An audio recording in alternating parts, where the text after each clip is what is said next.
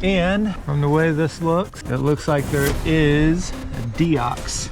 Look at this, man. Look at him. Look at him. Oh, yeah. I'm bleeding. Why am I bleeding? Why are you bleeding? All right, good morning, everybody. This is Dominic from Rewired Iowa. We are going to be going over to a residence here in Des Moines. We are going to be doing a home inspection. We're going to see what we are going to need to do to help get this customer situated and figure out if there's any hidden issues, and we're going to get them taken care of. All right, we're going to be on our way over there. See you guys in a little bit.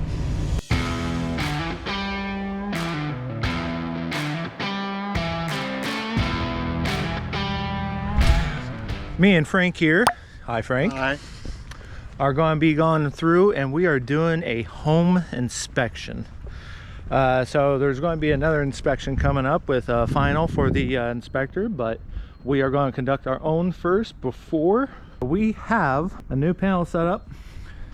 Well, it's a meter main, new panels inside, but new mast, new weather head, new connections from mid-am. And of course, with everything that we do, we make sure we seal underneath, go through, and we got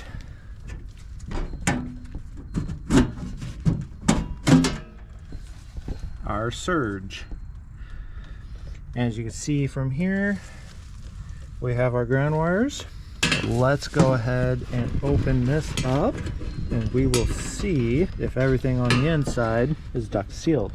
Might be possibly that they didn't duct seal the bottom portion, but as long as they duct seal inside here, it should be fine.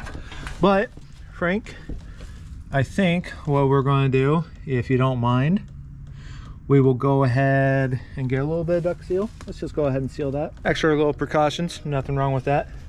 And from the way this looks, it looks like there is a deox on all this, so that's a good little start. We got our two grounds coming in. One's ground coming through here, and then the other one is ground for the water main. Got to bond the water main and do the grounding on that, and we are golden. So while Frank's doing that, let's come around the corner. We ended up putting a insert for the old meter that was coming in. We have the old weather head coming in. As you can see, it's only so far off of the little chimney there. Looks like it's actually within 3 feet. This over here is actually a little bit more than 4 feet. Now with any kind of elevated high-rise, you can't be near 3 feet of a chimney stack or anything else like that. So we are within perfect guidelines and code. And he is getting that secured in there. Look at this, man. Look at him. Look at him. Good job, Frank.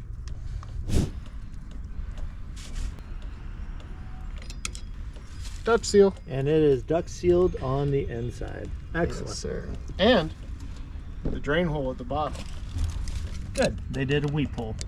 Now what that is, if there is any kind of moisture or any kind of condensate that does go down the pipe, which it shouldn't anymore, but once it heats up, cools off on the inside of the pipe, it'll still condensate. If that goes down in an LB, it'll drain out of that weep hole. So awesome. Now on the inside of the house, we have a breaker that's labeled garage. It's a regular breaker that is coming out. Here's a switch for the lights and a GFI right next to it. And we got lights. It is indeed working properly. So let's check the outside outlets if there are any. So with this, not really too entirely concerned about the cover, but it's the outlet. Not sure if it's weather rated, so we'll be checking into that. I'm going to see if I got a weather rated outlet real quick, and we're going to fix that right now. So I do indeed have a weather tight or weather resistant, tamper resistant outlet. Sitting in the front seat of my van.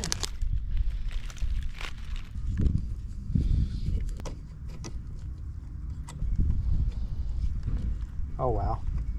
Yeah, so take a look at this itty bitty little thing just holding on to that.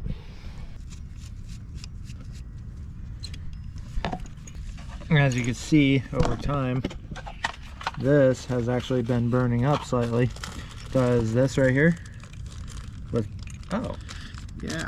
I'm bleeding. Why am I bleeding? Why are you bleeding? Oh, it's from that injury from yesterday. You live a wild life. Yeah, somebody's got to. In a tower. Help, electrician. So everybody, this is Frank. Just remember, this is Hi. Frank. He lives over on the street. No. My fans know where I live. Do they though? Do they? P.O. Box 7904. And Frank agrees. Always secure down the other screw.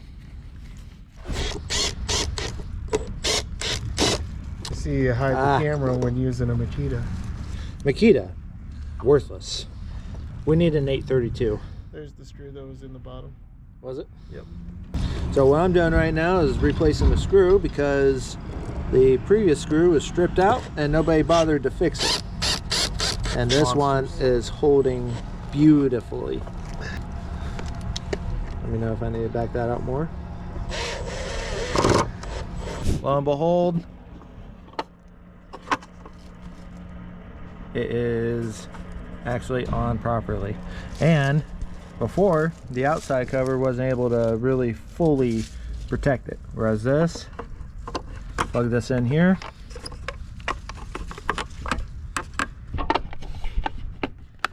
And you're allowed to close it while having it plugged in. That is now done correctly.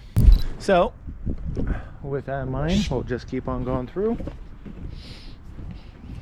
We just double checked the outside here. Everything's good in the panel there. We checked the inside of the garage.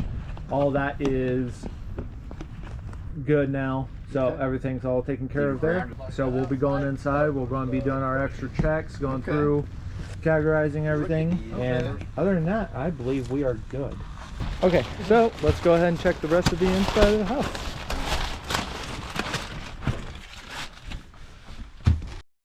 We got the dishwasher down here that is plugged in right there. Coming on over, providing power into the disposal there. Okay, bathroom, upstairs bath, trips nicely.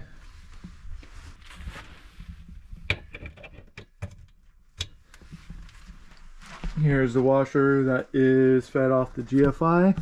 I'm blank right over here since it was not GFI'd and it was no longer in operation or use.